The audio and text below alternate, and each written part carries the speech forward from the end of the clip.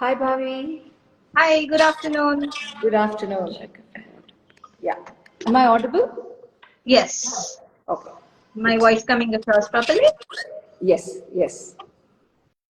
Okay. Hello, everyone. This is Shabari Madappa. Did I say your name right? Yes, you did. Okay. So I have Shabari with me, and she is one of the founding partners for uh, Agastya Coffee. And you are in Coorg right now, right? Yes, we are in Coorg in the Agastya Coffee Experience Center. Perfect. I think we have a lot of people. We can start. So, Shabari, tell us about yourself. Let's begin there. Okay, very briefly, um, I am from Coorg, born and brought up in Coorg, did my schooling in Coorg, and did move out of Coorg for almost 20 years. I was into IT and lived primarily in Bangalore. And around 3 years back, I relocated back to Coorg. And my family, for the 3, 4 generations, have been into plantation. They've been farmers, basically growing coffee. And yeah, I grew up in the estate. Most of my life has been in the estate around people growing coffee. So that's where the passion for coffee comes from. And Agastya Coffee was visualized as a venture to move back to Coorg actually. So I was looking at moving out of Bangalore and relocating back to Coorg with my family, and started wondering what we can do to actually in Coorg, And one of the things that I thought of was seeing how we can add value to the existing coffee community, and that's how Agastya Coffee came into being. And right now, it's a completely women-run enterprise. When I started, first I started it alone, but then in the last 3 years, we are 4 partners, all women, running the enterprise now. Yeah. That's amazing. So, like you said, you were in IT before Yeah. joining Agastya, the founding Agastya. So, was it like the COVID thing that happened that you were like, okay, now, like a lot of businesses came up during or after COVID when people started reanalyzing their life. Actually, it goes before COVID. It was in 2017 when we were thinking of relocating and seeing what to do. And I did a session with the coffee board. It's called Kapi Shastra, just to understand what coffee is all about. Because we come from a grower's background where people are experts in growing coffee, but when the coffee is grown, they're dried, and after that, it just goes off to the curing works. And after that, it's a black box. Most of us hardly used to drink coffee also. We're all tea drinkers at home. And so I wanted to understand more on what happens to our coffee. And that was the eye-opener for me, that first session with the coffee board, where I kind of understood the process that goes into processing coffee and how coffee is actually consumed in the market. The whole chain from bean to cup, I understood there. And then I had an opportunity with Coffee Board to go to Melbourne to represent some of the single estate coffees in one of the World Coffee Conferences. And that's where I really understood the gap between Indian coffee and the way world perceived coffee, and especially Coorg, to be very specific. We're great growers, but when it came to actually promoting a coffee and in the specialty coffee segment, I realized that we are novices. We really didn't know much. So that was what actually got me thinking. And with some of my mentors who are growers, who I spoke to, and they helped me and motivated me to start Agastya Coffee. So initially, I started it in Bangalore, and I planned to promote it in Bangalore itself. But when it was end of 2019 that I finally Agastya Coffee was put together, and but in 2020 when COVID hit, I moved to Coorg because it was a better environment to live. So after almost 4, 5 months, I had to put it on hold, and I decided to relocate the whole business to Coorg. And that's when my partners also joined me. The other girls, Vaishnavi, Deepika, and now there's another girl, Ruhi, who's joined. So we are a team of 4 women now. So that's how Agastya Coffee is coming to be. And all my partners are also coffee growers. They come from a coffee growing community. So there is, they also understand and are aligned with the whole idea that Agastya Coffee has. Okay. Shabari, by any chance, do you have another device that is connected to the light somewhere around you? No. Why is there any? Are you getting a There's a disturbance? double sound coming up, so I thought maybe you have another device that's also viewing the live. No. Let me see. Okay, because anything I say is coming up as a double voice. Okay. 1 second. Let me just see. Yeah. Yeah.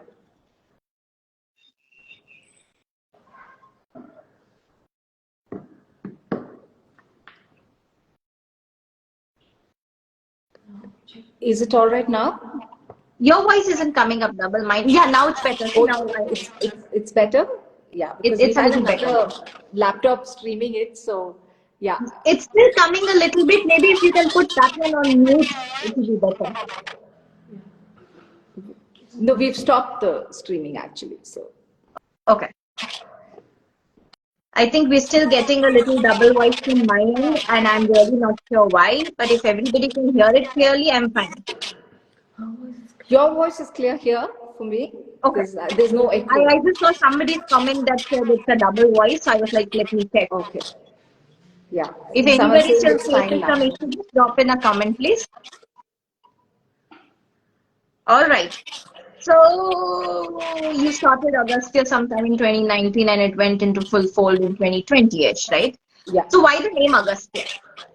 Okay, that's pretty interesting because one thing one thing Coorg is famous for and very well known is River Kaveri. And River Kaveri is our primary water source for not just Coorg, for pretty much Mysore region and Tamil Nadu also. So all the agriculture this side depends on Kaveri. And for Coorg also the coffee plantation, it's highly dependent on the Kaveri water. And I was doing some research and understanding the history of Kaveri, though we have some mythical stories. And one of the stories very clearly said that Agastya came down south and he was actually, in fact, South India was very dry and arid, the Deccan Plateau area and down Tamil Nadu area. So he came looking to Coorg for a water source and he found the springs of the Brahmagiri range, the western water. And Kaveri was actually a very small river, 80 kilometers long, which was flowing towards the Mangalore side, Arabian Sea.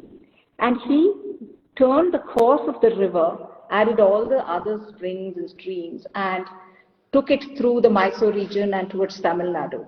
And it is 800 kilometers long, a very large river. And he taught also all the local people and the people of the Mysore region terrace farming and agriculture techniques. So that's when we thought, if not for Agastya, we wouldn't have even had any agriculture or even farming out here. So that's how we thought of this name, Agastya. So just going back to the origin. That's nice. That's nice. Okay. So Coorg also has a very long and interesting history, right? The story of the Kodavas. 1 minute, Bhavi. I think Sure. there's just some technical glitch. Sure, no problem. You can turn off the video for a minute if you need to. Yeah.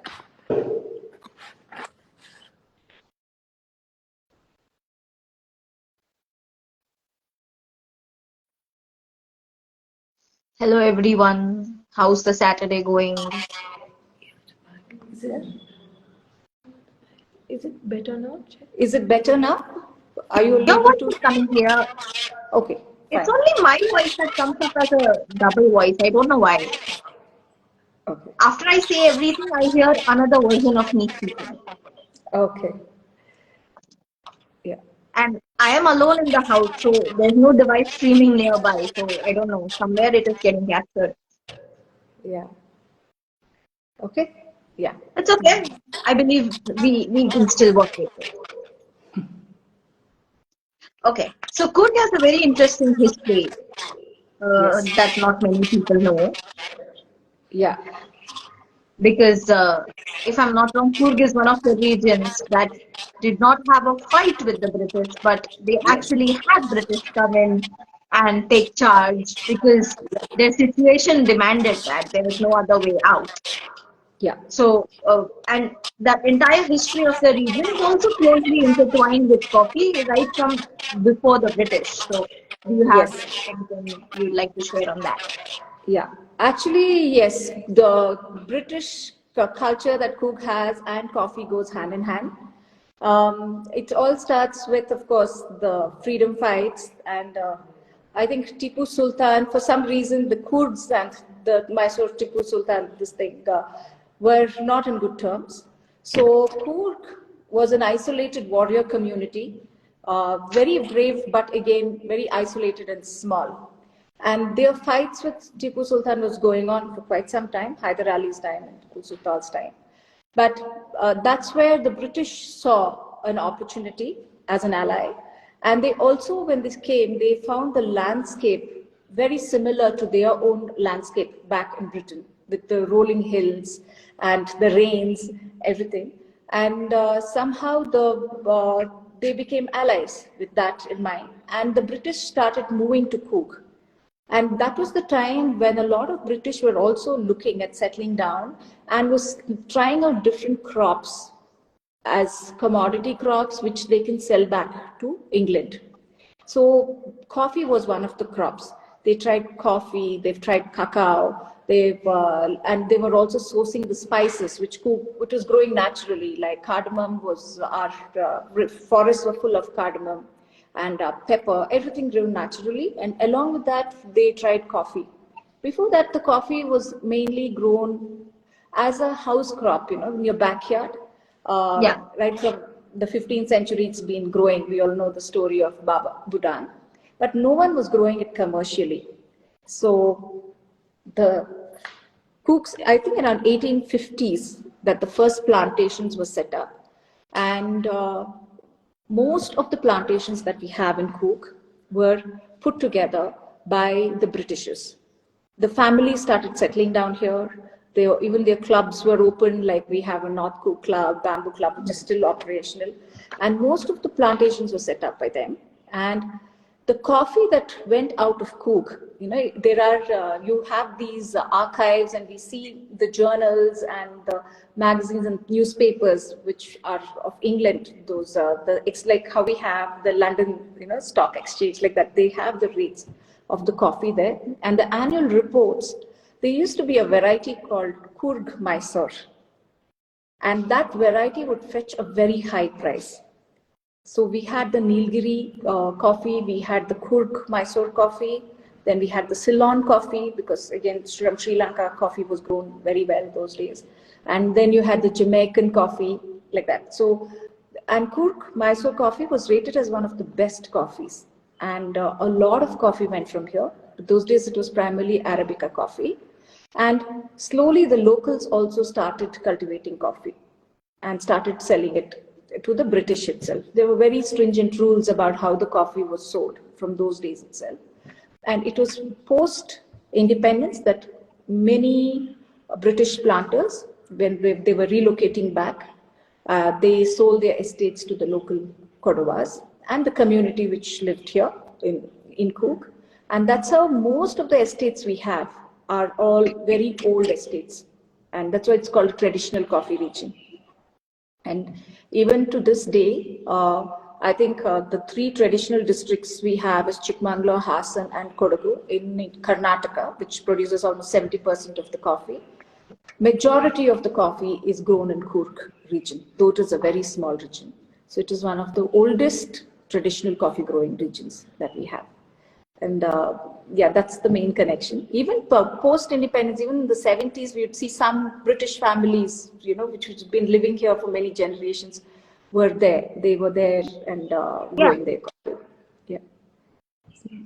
You also have a lot of Tibetan settlements near Coorg. Pardon me? Tibetan Tibetan settlements. settlement. Yes. Tibetan settlement is just on the outskirts of Coorg districts after Kushalnagar. That was during the war when the refugees came in, one of the areas that was given here. And when you enter, it pretty much feels like Tibet. We have the Golden Yes. Temple.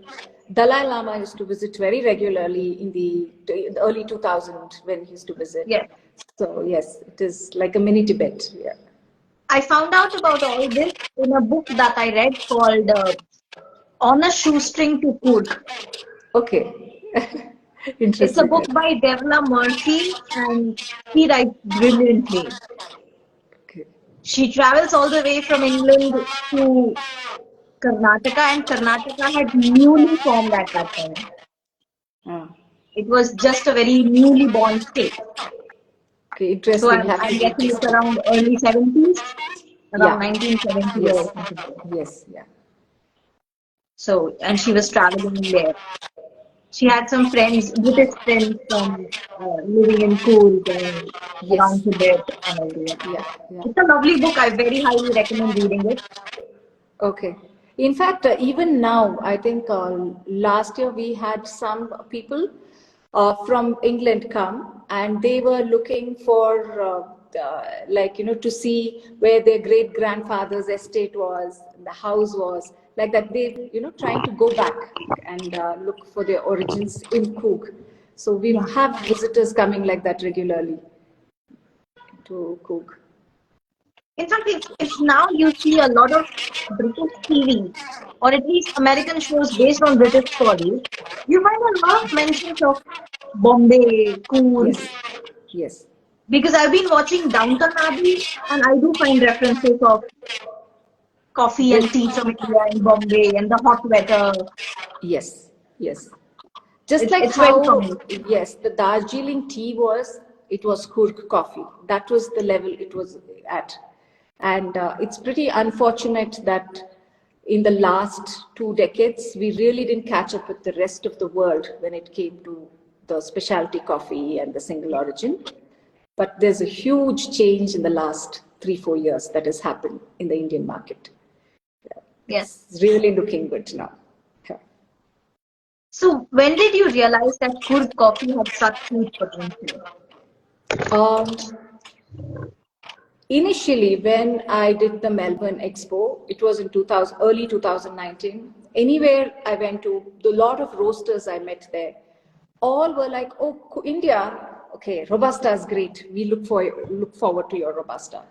But Arabicas, oh no, they didn't know that we grew Arabica at all. And like our family plantation is primarily an Arabica plantation. And most of the people around North Cook grow a lot of Arabica. So I was quite surprised that we think we are like the traditional coffee growers, and here is hardly any recognition for Indian coffee or the specialty coffee. But Hmm. after I came back, I did some more courses where we Hmm. did sensory analysis, cupping and specialization and tasting. We gave a coffee for tasting and Q grading. And that's where when the notes came, we realized Hmm. that the coffee tasted really good.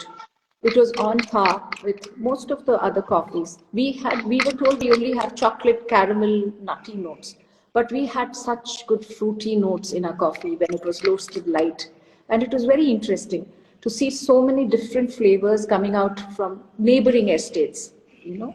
And one had a jasmine aroma, the other one had a strawberry note, and it was very prominent and clear when it was processed right. So parallelly, what happened was with companies like Blue Turquoise, Third Wave was coming up in a big way. The market for the specialty coffee was also growing. And through COVID, the 2 years, a lot of small micro roasteries set up in India. And they're all getting into specialty coffee. And uh, the limited Arabica crop that we had, everyone was like calling, trying to find a source for Arabica. So that's when I realized that yes, we have good coffee and really good coffee. And I think this time's WCC was like a proof for that. What we saw there was a proof Yeah, for what we are talking about. definitely. I think the WCC opened up the picture for a lot of people. Yes, yes. And before, it was just a small segment of people who knew about specialty coffee, who were into black coffee drinking. But now it's becoming like a trend. Everyone wants to get into manual brewing at home. They want to do manual Yes. brewing. They want to do single origin coffees. They have their specific estates that they like. They have specific roasts that they like. The specific manual brew gadgets that they like. So it's just like how wine has evolved in the Oh, last yes. 10, 15 years. I think coffee is just started now and it's going very aggressively. Like and we see the demand also changing. Like 2 years back, the word specialty and notes was all we knew about. Okay, fruity note, medium roast, that's it.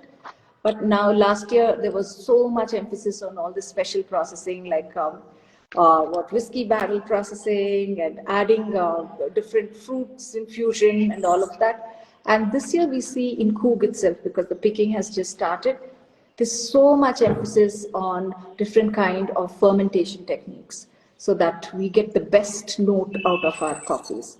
So the Yeah. consultants are coming in, helping planters and guiding them through the processing. So it's planters are also taking it very seriously now and making an effort to do all this. So the trend is changing and picking up very well. I think it also keeps flipping. I mean, there are times when we go back to washed, and then there are times when all the funky coffees, it keeps flipping. It's Like flipping. like how you had single origin is the best, and then we flipped to no blends are good. Then we came back to single origin. Then we'll Yes. go back to blends. Yes. So that's Trends been keep really happening. happening. Yes.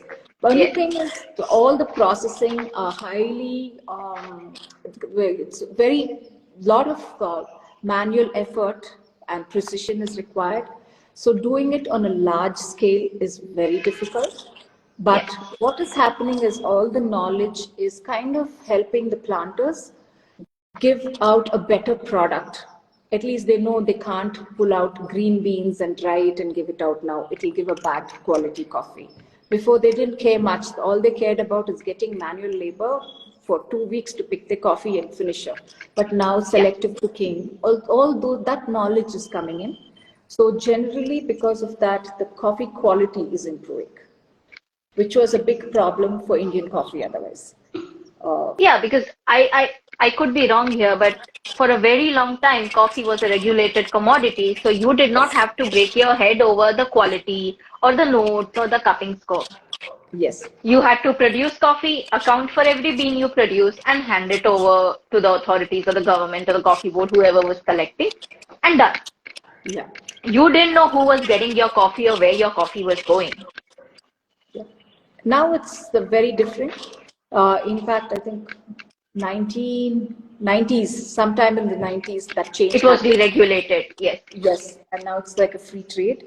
And also with the way the direct trade has come up, where you had so many platforms through which you can contact roasters directly and they get in touch with you. And internet has made a huge difference now. Yes, Uh, and that's really changed. That's been a game changer, actually. And the definitely. roaster can directly buy 2 bags from a grower, which was never heard of before. So that's made a big difference. Definitely. I have friends in Kazakhstan who tell me that back when Kazakhstan was part of USSR, they used to get tins of Indian coffee. I think it should be soluble coffee, instant coffee. And they were so prized, and USSR was like such a tight-knit thing. You had to know people in high up places to be able to get one tin. If you have a tin of Indian coffee in your house, either you are very highly placed or you know somebody who's highly placed in the government or something to be able to get that. And it was very good coffee and very highly sought after. But I don't think anybody can figure out where it came from. It's just Indian Yes. coffee. Yeah. Because I know when he told me, I was like, okay. And they were very typical tins that they used to have. Yeah, I think primarily it was the instant coffees which was going out Instant with coffee that. going out, yes. So that's how I assume that it's probably instant coffee that has to be there. All right. So what are the farms that you currently work with? So every year a number of farms are increasing, but primarily when we started, we worked with three farms mainly. That was Modur Estate, Kokilala Estate, and Civet Creek Estate for Robusta. The other two were primarily for Arabica, and slowly we've added more farms, which is Palace, Sri Krishna, then Arakat. Most of them are located in, almost all are located in North Coorg because that's where we are based, and it's easier for us to work with those estates. And this year, I think we're having few more estates coming because pickings just started. And we're also looking at working with, last year we did work with one lady. She was a woman farmer, and Geeta and her micro lot. It was, I think, a really amazing coffee that we got. It was a very high altitude coffee, literally grown up on the hills. And we're looking at working with few more like that this year. So the work has just started right now. So adding more planters. But other than retailing them as individual estate brands, what we are doing with, we regularly conduct sessions in our center here, where we tell them about the end-to-end process of coffee and how to maintain coffee quality, and also introduce them and make them cup different coffees from different parts of the world, our own coffees. That's a session, the International Coffee Cupping session we're doing regularly. It's primarily for the estates here, and we have a lot of planters coming and taking part in it. Because that kind of gives them the confidence and also the knowledge on what an Ethiopian coffee would taste like, or a Colombian would taste like, and where good Indian coffee can almost at par with that coffee. So that's something which we are doing. So generally, anyone from Coorg, now I think we're pretty well known here, and people who want to know more about coffee, call us, come, have sessions, and go. So that way, we are pretty much working with all of them here. Yeah. Okay. So how do you get the farms to come on board with you? Like, what do you offer them? And Uh, how are they managing while you're not there? Like, if they're not with Agastya and if they're with Agastya, what's the difference? Uh, See, what's happening is, see, primarily the way the estates here grow, other than the small farms, which like nano lots that we do, which probably Geeta has just 2 acres and she sells all her coffee to us. Uh, most of these estates are large estates, and for many years they've been selling it as a commodity product. And Agastya Coffee steps in as a specialty coffee product, company. So we help them. We kind of go tell them about, brief them about the different quality process, check out the place, and tell them they have to do it in a certain way. Help them understand the different quality standards that they have to maintain. Then once the coffee is ready, the green bean is ready, based on whatever processing that they choose to. It could be a natural, it could be fully washed, or if they want to do a fermentation. That's based on the interest of the planter. We are there to help them as consultants, to help them. They get a coffee, we help them with the cupping, grading, tasting. And if they are interested, like last year we did with Palace Estate, we also put it out as a product. But that doesn't mean that we go and buy their entire product, entire estate's coffee, because for a specialty coffee, we are not able to really sell for so many estates all the coffee as a retail product right now. We've still not reached there. But if some other roaster comes and he's looking for green beans, we help them connect with the planter directly. So, especially internally in India. So, if there's a roaster who's looking for green beans and he contacts us, we put in touch to help them connect so that they can directly connect and the planter can sell the specialty grade coffee to the roasters directly. So that is another thing that we do.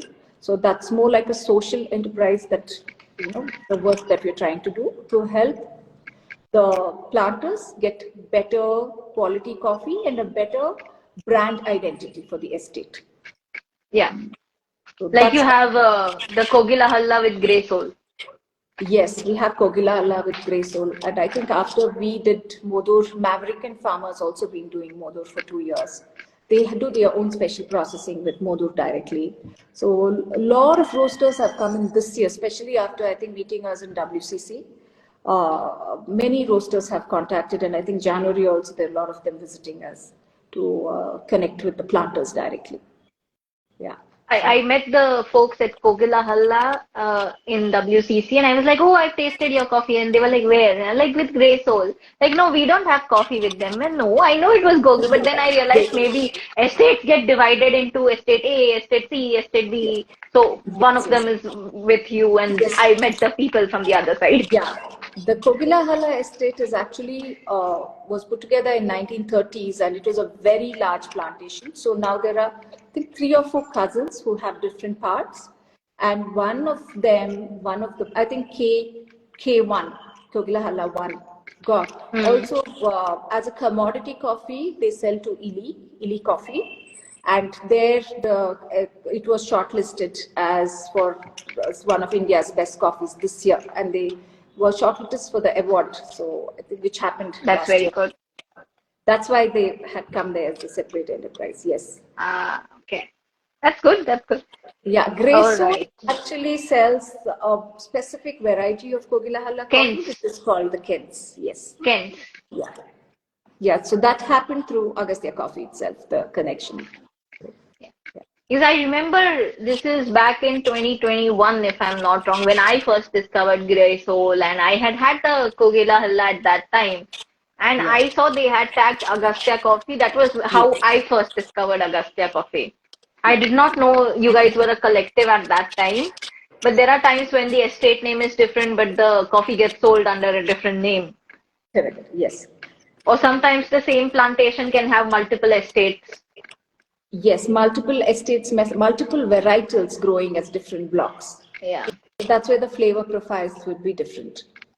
Or for example, you have, say, MSP plantation. Now MSP has multiple estates with them. You talk to Naveen, there's Orchardale, and there is Stanmore, and there is Gauri estate, and he has a lot of estates.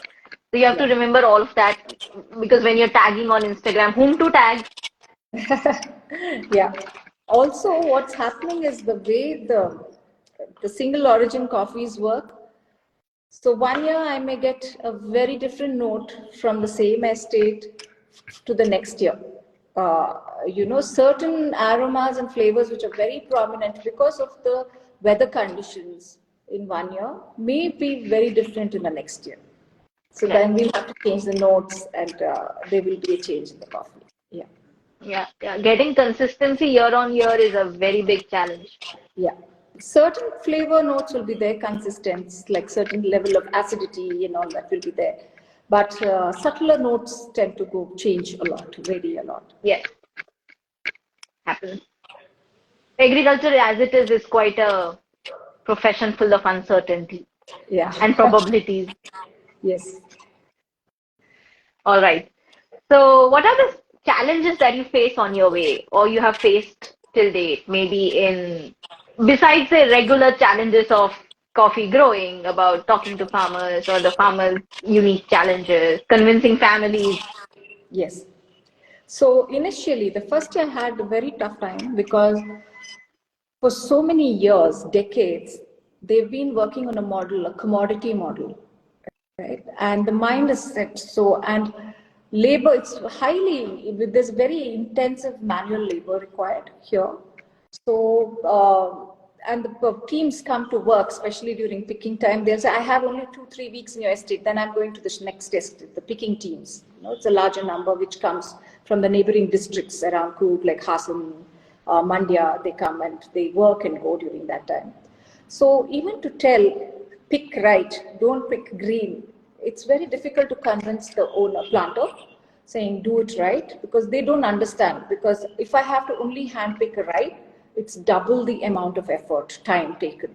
So they'll start calculating and saying it's not making an economic sense to me to do that. And also the drying methods. Some have very good drying facilities, especially if it's a larger estate with proper pulping units and good patios and all of that. But the smaller growers don't even have the right drying things. They'll dry it off on the floor, or sometimes they'll have cow dung put, and then over that they'll grow, and all that really shows in the cup finally. For a specialty coffee, you need to be extremely careful about how you dry, where you dry. A lot of them have their pulping units and will have the compost unit right next to it, which smells really bad. And finally, that smell shows in the cup. So, and changing that place is a big thing for the farmer to do that. So, kind of educating farmer about the coffee quality itself was the biggest challenge we had. But things are changing. Like now, it was initially about getting better quality, the right beans. Last year, I think we had much better result with that. And this year, we are seeing that everybody wants to get into some kind of fermentation. And so there is, everyone wants to do that now. And if not for the entire crop, at least a part of their crop they want to do. So that way it is becoming more easier this year to work with the planters. They know that there's something out there and they want their estates to come out. So they are more open to it. The plantations have a lot of challenges, which is only getting worse every year. And I don't know if Agastya Coffee can only motivate them, but with the labor problem, there's really not much we can do about it. Or the global warming that is coming up and the erratic rainfall we have. Like yesterday we had rains and a lot of them were struggling because they picked the coffees in the yards.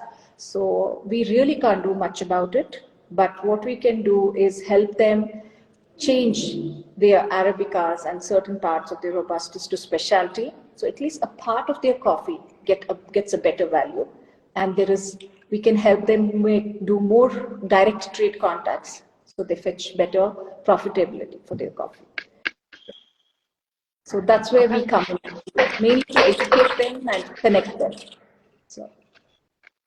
All right. Okay. And when did you feel that your business had real potential, or that now it's more accepted by the farmers? Or when you started, maybe there was a little bit of doubt if people will want to work with you. But then after a point when you feel, okay, now people are starting to see some value. For example, I'll tell you, at WCC, there were a lot of farmers I met who I'd never heard of, never met. See, I've been drinking specialty, and specialty mostly how many plantations you'll know. You'll have heard of everyone somewhere or the other, seen it some post.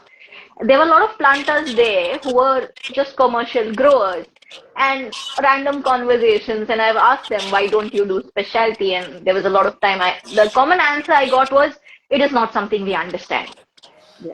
This is not for us. Yes. That's the common answer I get. So I'm sure you also would have received that. But then there would be a point when you start feeling, okay, now it's getting some acceptance. I think in the last 1 year, since we set up the Discovery Center here, for most of our own close friends who have been into plantation and fleck from their grandfather's time, it was an eye-opener, attending one session here. And in the last 1 year, we've had many sessions. Many planters come in and in groups, and we've been doing sessions for them. And it is a changing trend. I think another 4 or 5 years, the mindset of pretty much most of the planters will change.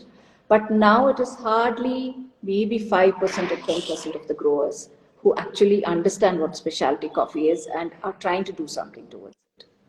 But it is a changing trend and it will surely change.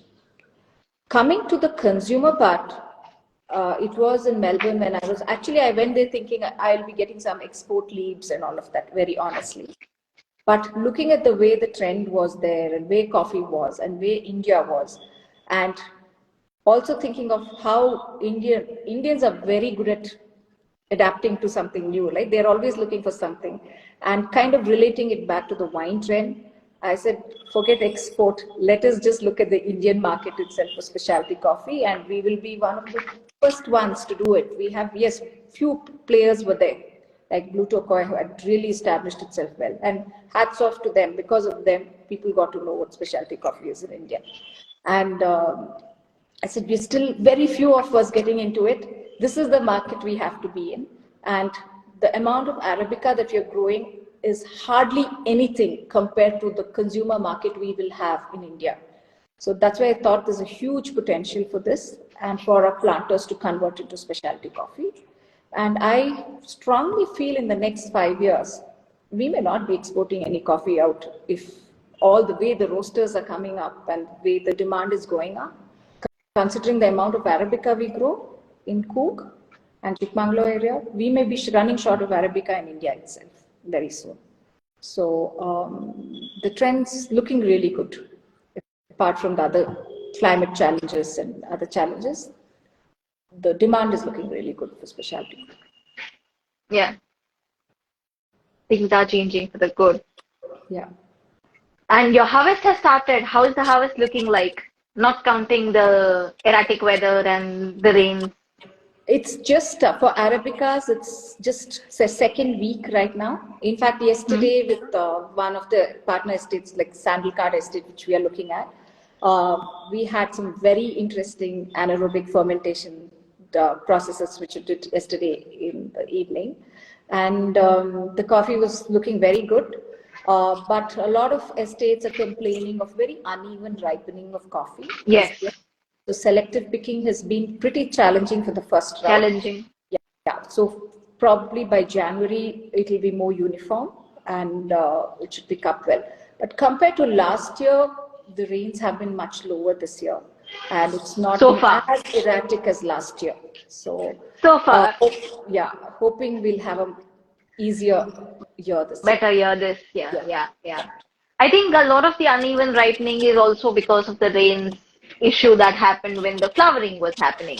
Yes, because of that. Yes.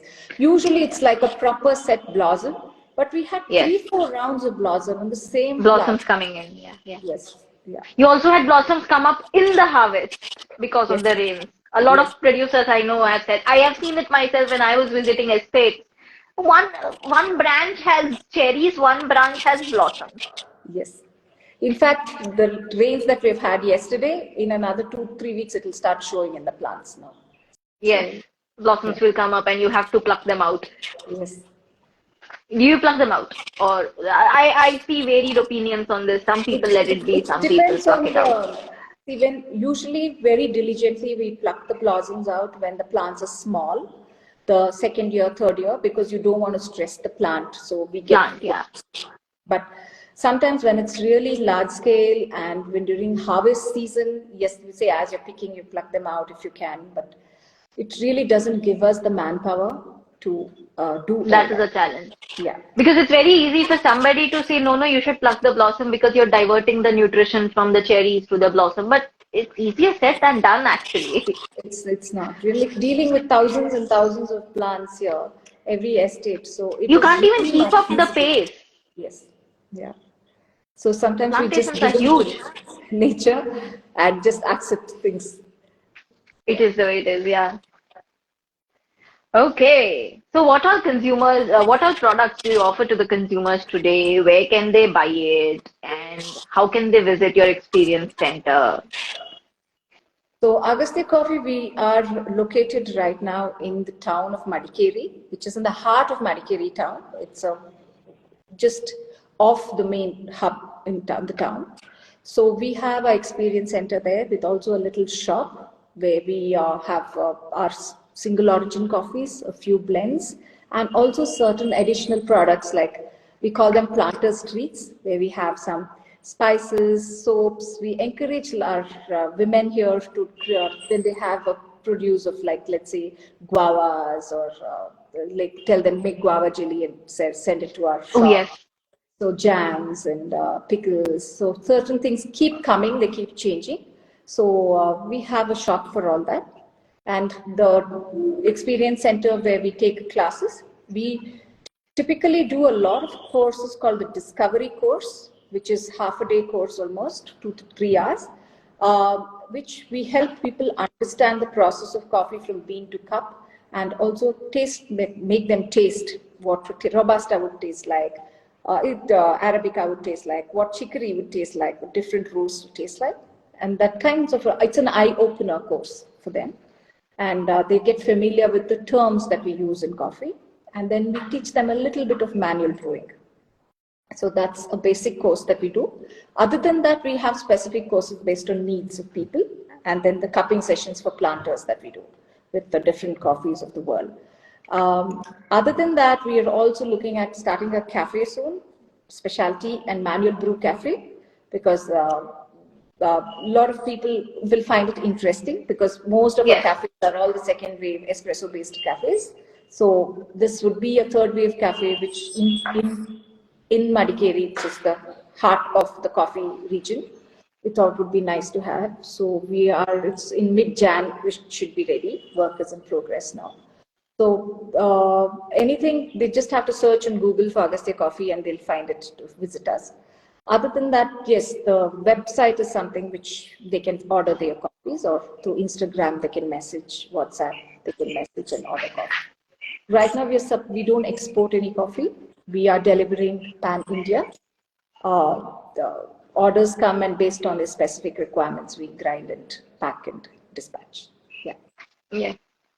So I've had again I think I have Kogila Halla from you, and I have Mysore nuggets from you. Yeah, I think Yes.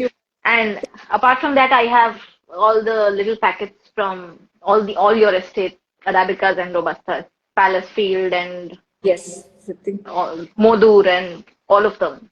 okay, the WCC samples. The small packets, yeah. Yeah. Soon, So I've had all of them. by Feb, March, new coffees will come out. So that's when we'll have Okay, that's quick. Yeah. Usually we let it rest for 2 months or 3 months before we actually. Exactly, yeah. So though picking starts now, we don't really roast the coffee immediately. We let it rest, and only Yeah. by March. Generally, new coffee start coming out around April-ish. Yeah. April, May-ish is when you start seeing. Yes. Wait, the good thing for you is you're not sending samples to anybody, and I think that also takes quite a lot of time. That is why we see new coffees coming out only in April, May kind of thing. Yes. Yeah. You're just roasting it Yeah. at the farm, so it's much quicker. Also, the coffee needs to rest for some time. Otherwise, Definitely. the body and the flavors are not the same. You'll see it has to Yeah, mature. So we let it rest for some time. So all your harvest that you'll finish, say, by mid-Jan, for example, it'll then sit before it goes into curing and then finally comes to market. Yes. Yeah. So in fact, this year, looking at uneven ripening, we've decided for specialty, we'll pick from the second round of picking, which is January. Yeah. So we've just postponed that whole thing, except for that few fermentations that we've started here. Nothing else has been done. So only batch will be using for next year. Plus, you also have to account for unpredictable weather. You go in planning that you're going to do this fermentation this week, and it's non-stop rains. Yes. Last year we had that. We Kent, as it is in Kogilala, is a very small batch of coffee that we get. It's like a nano lot. And the first batch was picked, and the next 3 days it rained so heavily. Everything was over fermented, and it was very sad. So then we had to wait. Exactly. Happen. So we lose sometimes like that. Yeah. That also increases your risk of contamination in your fermentation because the conditions are so right for all microbes to grow, especially fungi, and contamination, once it gets in, there is no way to get it out. Yeah. And the flavor shows, with the. It will. There is no escape from it. It is a discard. Or at max, maybe it goes in a commercial or something, maybe. Yeah. Okay. Now, why is Agastya's coffee so important to you, and what path do you see it taking in the future? Agastya Coffee, one for me, it's a way of life. Coffee is a way of life for most of us here.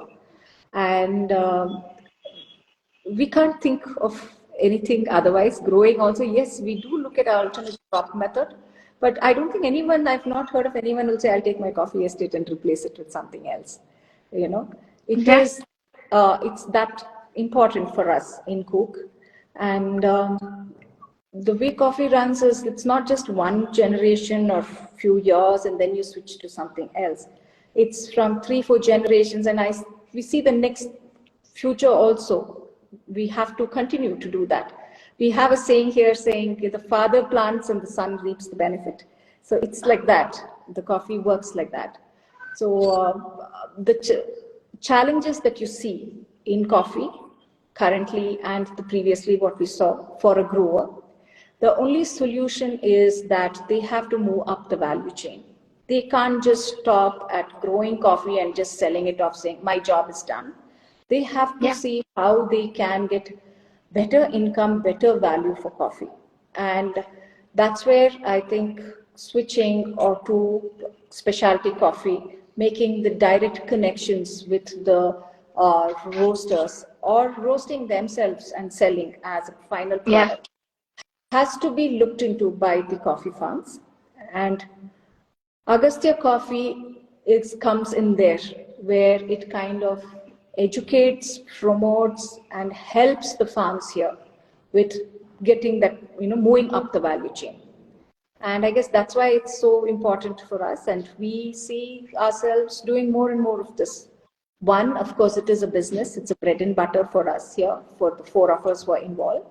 Other than that, it's also a very nice feeling when you see that someone is benefiting from what we're doing. Someone is getting motivated to do more and take it to the next level. So I think that's what makes it so interesting for us. Okay. And since you already mentioned that you don't currently export, do you plan to export in the future? Yes, surely we will. And if you do, what do you think of regulations like EUDR? This is my favorite question to ask to planters right now. EUDR, in fact, I think it's still very new to us. Only good thing is most of our plantations are traditional old plantations. And even if someone is cultivating coffee, it's in the existing land, they will be just redoing the plantation. And otherwise, the forest areas are all very well protected right now in Coorg. And we really can't go take a forest area and convert it. You can't. Because it was an old traditional land in such a small space, most of the land available was converted into farming land. So I don't see much of a challenge from that side for us, of the deforestation side.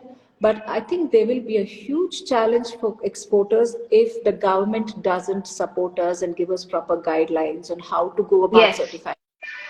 Exactly. What I've realized so far from whatever I've read in the EU, whatever webinars I've attended, all the information I have so far is we can meet the conditions. That is not the problem.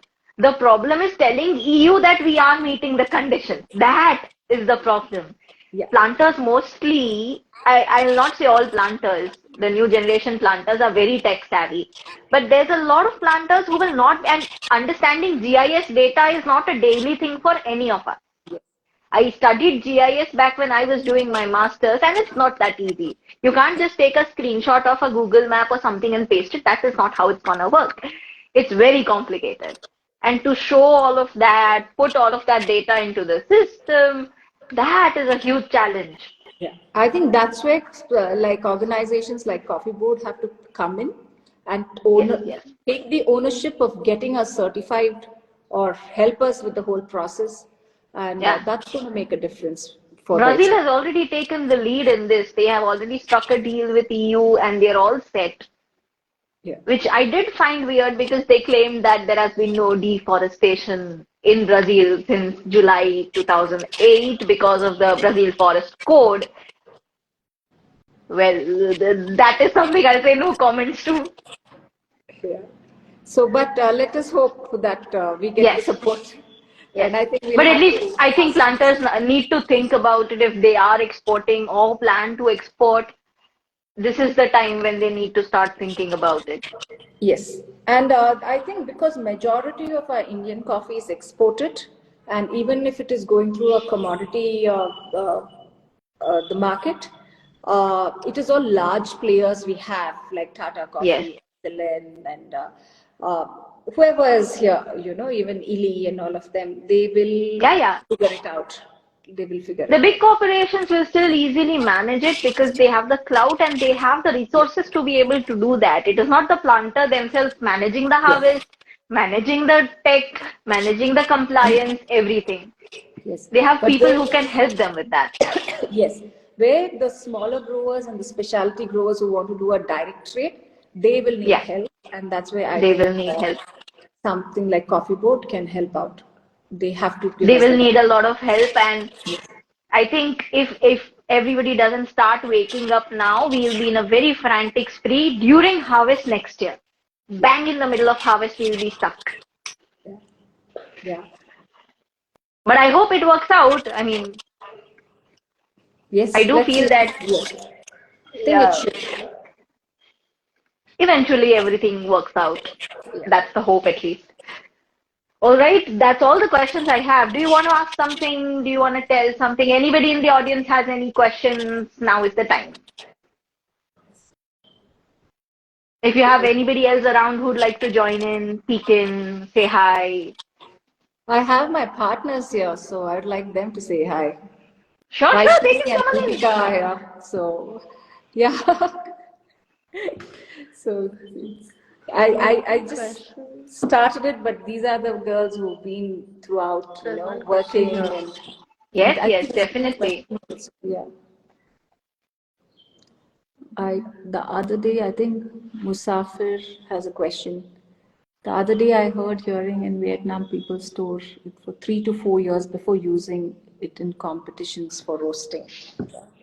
So coffee, yes, if it is, so there is a question about the storing of coffee before competitions. Coffee is extremely hygroscopic. So if the coffee is stored well, coffee lasts for a few years, but the storing method has to be very, very good. Usually the way we store in a natural environment, within 3-4 months you'll see the whole decoloration happening, and the coffee can go back. If the coffee is stored well, yes, it lasts for some time. I'm not sure of 3 to 4 years, but I know for 2 years it's good. It could be good, yes. At least 1 year it still has to be good, though I still hear roasters saying that we try to get naturals and fermented coffees out first, because washed coffee generally will sit longer than, say, a fermented coffee.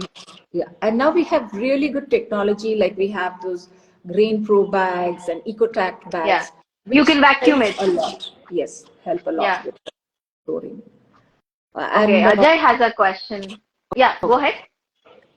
Yeah. No, go ahead. You were saying something. Yeah, just about the storage. Yes. With all the new storage conditions, we can. It can help. Yes, it has to. We can't, like, we grow coffee in Coorg, but storing coffee in Coorg is challenging, especially in North Coorg. But the areas like Kushalnagar, it's perfect condition. In fact, Mysore and Bangalore weather is excellent for coffee storage. We find that green beans stay really well. So based on how you store, we can increase the life of a coffee. That also doesn't mean there'll be no changes in the flavor. Despite the best of storage, there will always be a little change in the flavor. Yes. The coffee matures over time, and there will be a change. The body changes, the sharpness comes down. It's a more well-round, velvety. At the end of the day, it's a living thing after all. I mean, it may not be breathing like living things do, but it's still a living product. Yes, yeah. There's another question. There's a question from Ajay, yes. Yeah. Which is one of the best coffees that you like from your estate? So of all the estates you work with, what's your favorite? The 3 years that we've been doing, every year a different coffee shines and is better. Like we have different favorites every year. Like the last year, the Kent really stood out. The aroma was just amazing, and it stands out. You can make out Kent always stands out. But last year, Geeta's coffee, which was a naturals, had such beautiful aroma, which was, though it was a very nano lot, we just roasted 4 batches, I think. That's it. That's all we could roast. But we really loved that coffee. And also the Palacefield Estate coffee came out really well. It was like a nice cup, very clean cup. I had the Palacefield one from WCC. That is really good. Yes. So that coffee was, in fact, that was my personal favorite last year, this 2022. or 23. 24 we'll wait and watch. Yes. It's more exciting because there's so much more happening this year. Yeah. All right. Anybody else? Any questions? Or your partners want to say something? I just want to introduce them because I know a lot of them talk to Vaishnavi, who manages a social media. That's Vaishnavi. Oh, yes. I talk a lot to her. Yes, she handles most of her social media. Hi. She's a very sweet person to talk to. And behind me is Deepika. So Okay. she handles all our orders and batches, though she's based out of Bangalore, and she works remotely and pretty much manages the business. We have one more person, Ruhi. She was not able to join us today. So it's a 4-women team. Yes. Yeah. Thanks to Bhavi for putting this together. We really appreciate it. Hey, no problem at all. Thank you for showing up and being there. I mean, we've been planning this for a very long time. Hope to see you soon in Coorg. Yeah. Oh, yes. So yes. anyone who's there visiting Coorg, just message us, come and visit us. Be really nice to cup taste. We do that all the time. We are free to taste some coffee with you all. So please come to Agastya Coffee and be nice to have you all here. One fine weekend, I'll adjust maybe 1 or 2 leaves with it and come down because you guys escaped the corporate slavery. I am still a corporate slave who works Monday to Friday. Yeah, it's a big release and a freedom for us. Yes. I totally wanted to fly out somewhere in December, but then I saw the airfares and I was like, I can't do this. I might end up making this the only trip I have the whole year if I spend that much on the airfare because airfares are through the roof. Just flying from here to Bangalore was like 25,000. I'm like, I'm not paying that. But you're doing great, Bhavi, with multitasking, all of that. We have to, Oh, yes. You said it. Coffee began as a fun thing for me just to. So I have a degree in dairy technology, so I understand food. Like how engineering usually is, where your initial 1-2 years is general engineering, everybody studies the same thing before you go on to your specialized branches. Food also has a similar thing. So I did my dairy tech, I understand food. So understanding coffee was easy. I had a lot of background already. You just have to specific concepts that you change. Yeah. But then it started becoming a side gig from a fun project to a side gig. And now it's a side gig that takes up more time than my full-time gig. My full-time job is 10 hours a day. Coffee is everything else. Yeah, it's very Coffee is addictive. everything else. Yeah. In fact, I have my mother who keeps on asking me, you've stopped traveling for fun, Bhavi. Now you're only traveling for coffee. I'm like, yeah, actually. Because I used to travel to places, go do nothing. Now I travel to places and I'm like, oh, this cafe, this is interesting. Do you have a plantation here? Then Coorg should definitely be on the map when we have our cafe started. Yeah. Definitely, definitely. The airfare should settle down once this month is over. Yeah. That's the hope, at least. Yeah, Jan, Feb, March. Still a good time to come to Coorg if you want to see the picking. And March, you may see the blossom also. Yeah, the blossom is quite a sight. Yeah. So the last time I went to Chick earlier this year. I was there towards the end of February. So they were at the end of their Robusta picking. Their like final pickings of their Robusta was going on. Arabica was long over. And I could see some on the drying yard, some Robusta picking. And they also had blossoms. Robusta had blossoms, Robusta had picking. Everything was going on. Yeah. Robusta, the blossom happens first compared to Arabica, and ripening happens later. Yes. But I think this was because of the cyclonic activity that they had the showers and then blossom suddenly sprouted up. That was a very tough time last year. Coorg did not luckily have that much impact of the cyclone, is it? Not as much as Hassan. Chick or even Yercaud was very badly hit, but Chick was still hit and Coorg was not so much. Yeah. Coorg, I think, had more impact during the blossoms. Yes, we did. We had very erratic rains and it really messed up most of the blossoms in Coorg last year. So this year's coffee, we really don't know. It may not be like a very good, crop for us. Maybe half, 70% of what we did last year. We'll have to see. Yeah. I think that's the game of agriculture, game of uncertainties and probabilities, Yes. where most of the factors are not in your hand. Yeah. Very ironically, the year you don't have much crop, the rates are really high. And the year Yes. you have a lot good coffee, then the whole thing goes down. I mean, that's the way it is. Absolutely. I think just a little while back the prices crashed, right?